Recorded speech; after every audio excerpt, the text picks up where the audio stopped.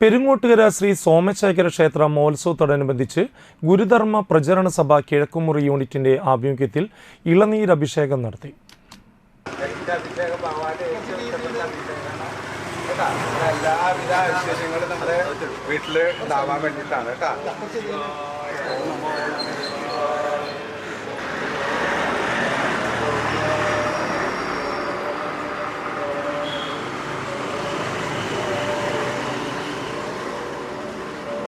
ശ്രീ ബോധാനന്ദ വായനശാല പരിസരത്ത് നിന്ന് പുറപ്പെട്ട ഇളനീരഭിഷേക യാത്രയ്ക്ക് unit president Mahadevan ചക്കമാട്ടി, secretary Bodhanandan കടവിൽ, രവീന്ദ്രൻ തീയാടി, സാംബശിവൻ, നന്ദിലത്ത് സിദ്ധാർത്ഥൻ, പ്രകാശൻ കരാട്ടുപറമ്പിൽ, ജയകുമാർ കരിപ്പറമ്പിൽ, ഉഷ പുഷ്പാങ്കദൻ, ഷീല ബാബു പ്രസാദ്, ലൗലി പ്രകാശൻ, മിന്നി ശിവരാമൻ എന്നിവർ നേതൃത്വം നൽകി.